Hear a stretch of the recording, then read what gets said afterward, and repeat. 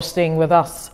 Governor Monday Okpebholo of Edo State has taken a strong stance against the criminal elements, vowing to prevent them from disrupting the peace in the state.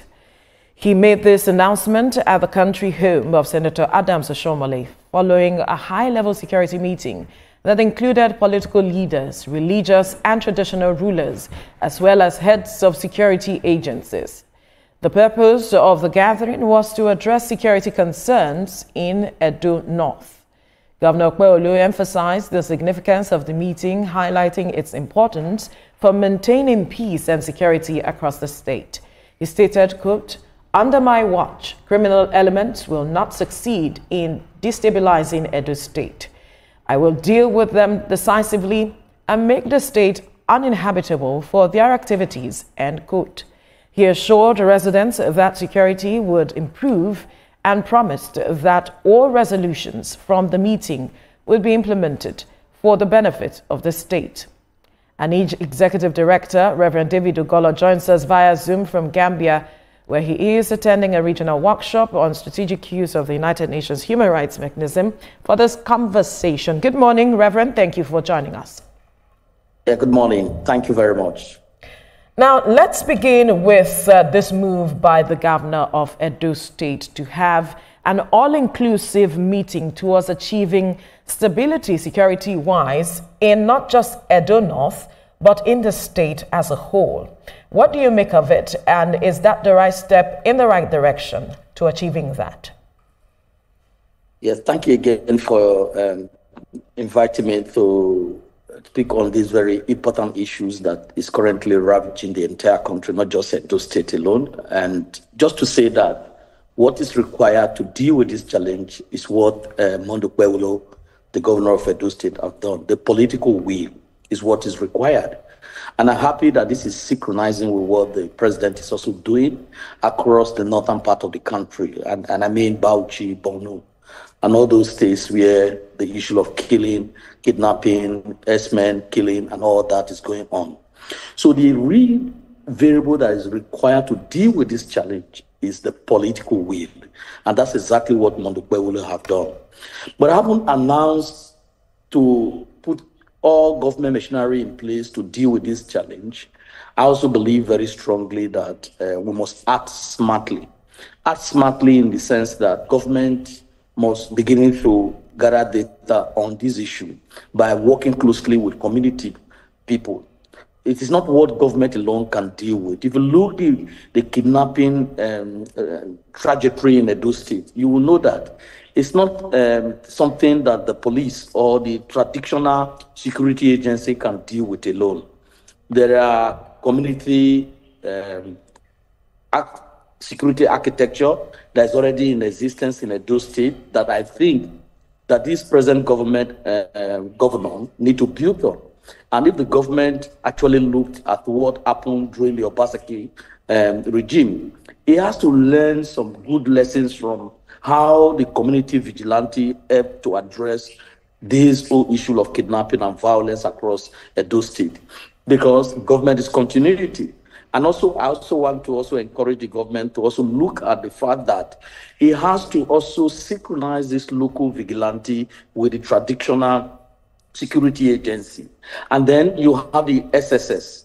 The SSS can gather information at the community level, work closely with these community vigilantes, and provide it to the government, and the government can build on that. But having said that, the most important thing is that it's recognizing the value that the community people can also bring to board, because some of this kidnapping that is happening in the Edo State is not happening because the people don't have network insight. It's because of the fact that there is a loophole that they can exploit and they carry out this action. Then government need to also work with the communication agency. The communication agency, there is no kidnapping that happens in Edo State that they don't rely on telephone or the phone. But how the quick response that can never happen can only happen when the traditional security agency are well equipped. And the government need to invest in those security apparatus. But as we speak today in Edo State, the government need to also activate the intelligence gathering which will help both the community vigilante and the traditional security agency. And in gathering those intelligence, it requires a lot of investment. So what I would say is that first, I commend the governor for taking up this action. At least that political will is there, because that's the first variable that's required for any success to end this kidnapping. And then the industry, the kidnapping industry, as I call it, is a big industry. Is a big one in Edo State. And the implication of kidnapping in Edo State is that it will not enable the state to attract foreign investment. It will not create the enablement for the state to be able to drive any investment into the state. Like an example of what happened in Uromi. That's not going to be a good way to market the state for any foreign investor.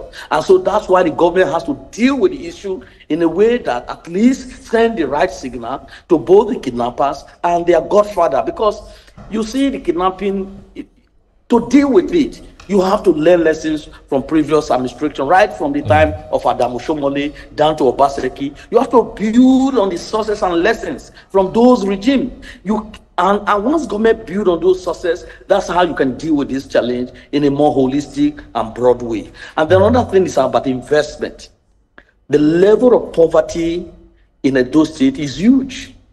And then the inflow of domestic migrants from the northern part of the country, and they are not documented.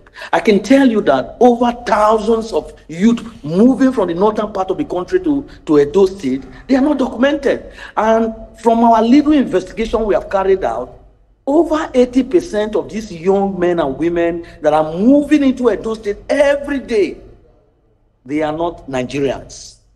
And so which means the Edo State government have the capacity to carry out investigation to see if these are Nigerians. It has to be carried out in a way that the immigration has to be part of this. The Interior Ministry has to be part of this. Because if you look, just see the motorcycle they use. The motorcycle they use, over 99% of them are not registered. And so when they commit crime, you cannot even arrest them. In all the flashpoints in Edo State, where you have the concentration of these so-called northern youth who are driving bicycles, who are doing all kind of jobs in Edo State, you found out that the bike they are using are not registered, are not documented. There is no way security agency will be able to track them when they commit crime. All right, sir. All right, sir. Let's look at this other angle. It is said that there's no point changing a winning team. And we are a little bit surprised that all these kidnappings and these stories are coming back in Edo State, because during Obaseki's administration, the security system he put in place was quite good, and he made everybody to know that security is a priority. He did the stuff with the traditional rulers. He also included a whole lot of people into the security arrangements in Edo State. Where did all this, when was it abandoned that kidnappings and all these negative stories we started hearing all these negative stories from Edo State? Where was that good security arrangement, so to say, forgotten? Well, I think it was during the election. As you know, there was this alarm that the community vigilante could have been used by the then government of Obaseki. And so the Inspector General of Police somehow announced that to avoid conflict of interest, knowing fully well that the community vigilantes are a creation of Obaseki government, and their influence would tint the election in a way that could create a problem, a potential problem. And that's when that community vigilante were removed from the system. And when it was removed from the system, obviously you know that quite huge number of them, because this is how politicians operate. It's not just Obaseki alone, even this current government. When they do their recruitment into any agency, whether employment, whether anything they create, they politicized it. They don't allow neutral, independent people to play a role, because they see it as an opportunity to give job for the boys. And so when this government came on board, Obviously, knowing fully well that over 90% or 80% of those recruited into that community vigilantes are the Obaseki boys. And so you will understand that it will be difficult for this government to continue with such a platform. But having said that, the good lessons from the fact that that community security architecture created by Obaseki that helped bring the crime and violence to a minimal level in Edo State should not be discarded totally.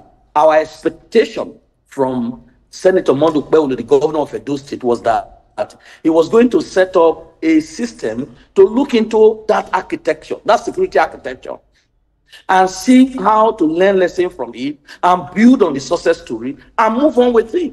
But unfortunately, as you know, politicians, they are all the same. They are all the same. They don't like continuity.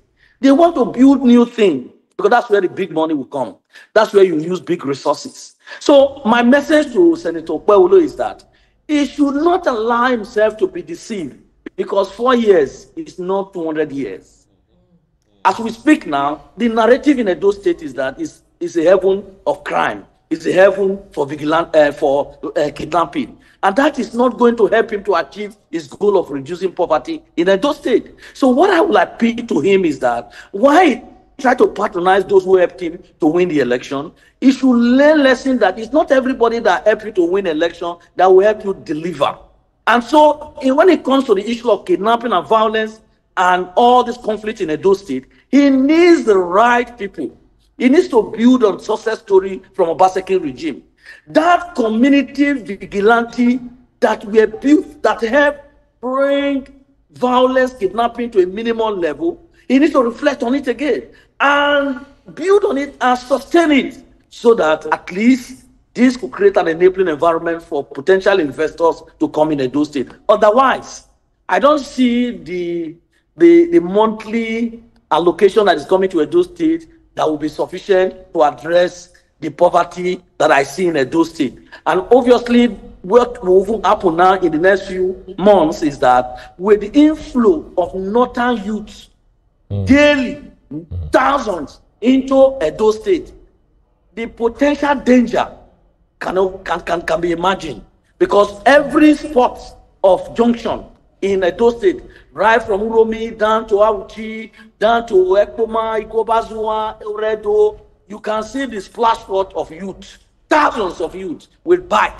And these are potential vehicles for crime in Edo State. And the most painful aspect of it, like I said earlier on, is that most of these youth you see that came from the north, they are not northern. They are not from Nigeria. Some of them are from Nigeria. Would like to not profile anyone ethnically. You may call them strangers from outside the country, but calling names of any part of the country, state as we speak, would not appreciate that we do that on the set. Go ahead, All right, but quickly, just to ask you this, when disasters like this happen in states, we often see the governors come out to speak, or they're speaking against it, or they'll take security measures. And also, we commend the governor for actually saying that, looking for a path to safety. But my question is, a lot of people have now lost faith because when things happen like this, we've seen governors cry, we've seen them make a lot of promises. My question is, what's happening with the implementation? So far, he said it. How soon are we expecting implementation?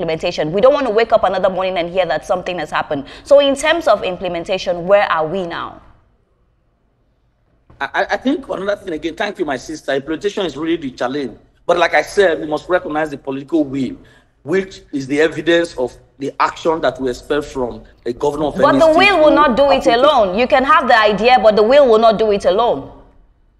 No, but you see, what you require first, if you're very familiar with political analysis of this nature of this crime, you need the political will that the governor had, and what the governor is doing currently is doing consultation. He had a consultation in the Edo North. That for me is something that needs to be acknowledged. And he also had some consultation in Uromi. That's something that needs to be acknowledged because you can't do it without consulting with the people. You need to gather information, and that consultation is very important. We must encourage the governor to continue that consultation. But after consultation, build on it with the information you would have gathered and put action into place. And in the starting point is, first of all, for the government to invest part of the security, because one of the key challenges that we have always faced with governors is that governors collect monthly huge amount of money for security vote. But hardly most of these governors spend this money for security vote because, as you know, it's not open for transparency and accountability. And that's what my concerns about the past administration. When governors collect money for security vote, if they invest just 50% of that money in security, I can tell you that this whole thing of kidnapping, and that's why I completely agree with you, that we should move beyond political will, implementation. And what does implementation mean in Edo State? It's for the governor to ensure that resources that he collects every month, monthly security vote, is given, at least some part, is given to the traditional security, SSS, the military, the police, the immigration.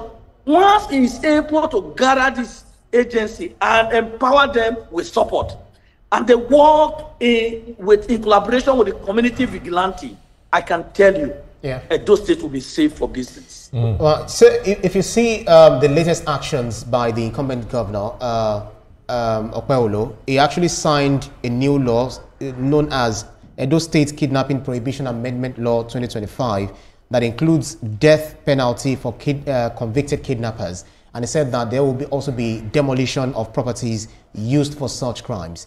And that is one challenge that, not just within the country, that where you have death penalty being signed into law and the people that are convicted, we have our prisons overpopulated where people on death row are not put to death due to the governor's inability to sign this warrant. What are the potential legal and probably ethical implications of these stringent measures? Would it not be against the international human rights, plans of advocacy that death penalty, capital punishment should not be welcome, should not be, accepted anywhere in the world? Yes, I completely agree with you. And as an international human rights activist, death penalty is not really very attractive to us because the implication is that I, for example, was once a victim of state action. I was once framed up by the Nigerian police, and I know what it is if you allow death penalty to be an option, because an innocent people can be killed, and that's very dangerous in our society, particularly when the criminal justice system is flawed, when the judiciary is also corrupt. Even though I had my own opportunity to have been able to have freed, because I know how the police framed me up in Nigeria. If not the Nigerian population and the international community, I would have been executed for frame up that never happened. So death penalty is not the solution. I think what is really the important thing is for government to walk the talk. There is a monthly allocation for security vote. The governor should walk the talk by being transparent. He should tell us. It's not that by buying few vehicles and be displaying it. That is not transparency. The governor should tell us that I receive 1 billion every month as security vote. And this is how I invest this money. The truth is that the 36 state governors in Nigeria are not transparent how they use their security vote. And I know for sure, in the even past government, I have had an encounter with some top security agency officials. The governors were not even giving them resources to mobilize them. I don't know for this present administration. I don't know whether Governor Okpebholo, now with his security agency apparatus in Edo State, whether there is a direct resources to encourage interagency cooperation. Because what is required to deal with the issue of kidnapping is quick response. That's what you require. Yeah. Because when it happens, the family of the victims are confused. They need to know a place to go to provide information for the security to act. But most cases beyond that, I think there are other innovative ways that the government can also invest the security vote. One is whistleblowing.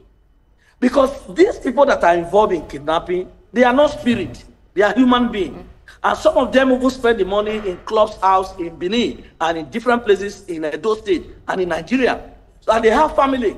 Like the governor said that I'll go after their house, I'll go after their investment once they are arrested. Good enough, no problem. But the key challenge is that the government can put some money for whistleblowing. And once the interagency gets a whistleblowing, they can work on that investigation. And if it is found that the people are involved, the government can take the necessary action for proper prosecution. Right. But what has happened is that it's weak prosecution, it's weak investigation, but this needs resources to be resuscitated. All right. Quickly, because of our time, I want to quickly ask this other question. We say that security is everybody's business, even though government has a major role to play in it. You've also touched on the matter of implementation. Now that he has spoken with major stakeholders, talking about traditional rulers and other local persons who are involved, stakeholders, what will be their role in terms of implementation? Because trust is a key element, transparency you have mentioned, and then how do we move forward from there at the end of the day? Well, yes, you said it all, trust. And, you know, if the people trust government, that become a good way of government able to carry out their policy implementation. And if you again look at when the governor went to Edo North, and Adam Oshomole, the senator, was responding on behalf of the Edo North leadership, you can see that there is kind of support for government initiative to end kidnapping in Edo State. And when you also saw when the governor went to Uromi, the same thing. And I think that also will happen across. But beyond this support, like I said, whistleblowing is one option that the government can exploit. You could imagine if the government put 100 million in an account to say that any useful information that lead to successful disclosure of potential kidnapping or somebody who have kidnapped or their assets and all that, that will encourage more people, because you have to incentivize, you have to use market approach in dealing with some of this issue. It's not necessarily by death penalty, killing that will end this whole thing. You need some indirect way to deal with this issue. So government must invest in it. And that's why the people too can provide support. It is not Governor Okpebholo alone that can end the kidnapping industry in Edo State. We all, individuals, civil society, media, are playing their role. And then traditional rulers, they are playing their role. And then the police, because the police, not all, the police corrupt investigation system needs to be properly looked into. Because some of these people, when they blow the alarm on them and they report to a nearby police station, you will be surprised that the person who blow the whistle will be, this information will be released to these kidnappers. And then that's why you see that people don't trust the traditional security agency. So what I will encourage the governor to do is that he should set up an independent, because this is a serious issue that have a threat to Edo State investment opportunity. So, and because it's a priority for this government, and because it's exercising a political will, he should set up an independent interagency cooperation on ending kidnapping in Edo State. They should have a hot spot, a hub, where families of victims can easily reach out to, and then there will be real quick action. And that will build confidence and trust. And for the whistleblowers who will be disclosing information about these kidnappers, the government should create an enabling environment where they can be able to release the information and they will not be disclosed to the potential kidnappers who are involved in the crime. Because this is where issue of trust you mentioned is very important. If people don't trust the police, nobody's going to go to the police station to report anything. If the people don't trust Governor Okpebholo's statement, nobody's going to give him a chance for the policy to succeed. So the issue of trust is very fundamental, and in building trust is not a rocket science. It's just a simple step that the government needs to take. But they need to incentivize the whole process. And to create that Edo State security architecture, government must recognize the role of the citizens. It must recognize the role of media. It must recognize the role of traditional rulers. And as it's giving out this warning, traditional rulers and political elite, because what is majorly responsible for all this crime is that politically exposed persons use some kind of thugs. And those thugs had access to gun, all kind of violent tools. And when they have won the election, they don't mop all these small guns back to the base. And these are some of the arms that they are using around to commit all this crime. Because the difference between a kidnapper and who they potentially want to kidnap is the arm they carry. But why this was not possible in the past regime is that when Obaseki was the governor, in every street you have a community vigilante carrying a gun. And so it was pretty difficult for any kidnapper to operate, because every community has their checkpoints with community vigilante. And those state government has no reason under the leadership of Okpebholo, not to revive that community industry, because it serves as a way of employment for the people. It serves as a way of creating legitimacy and trust between the government and the people. I don't see any reason why Governor Okpebholo up till now, and every month he gets security vote. What is Governor Okpebholo using Edo State security vote to do? He needs to tell Edo State people. That's right. All right, that would be a fine place to leave this conversation.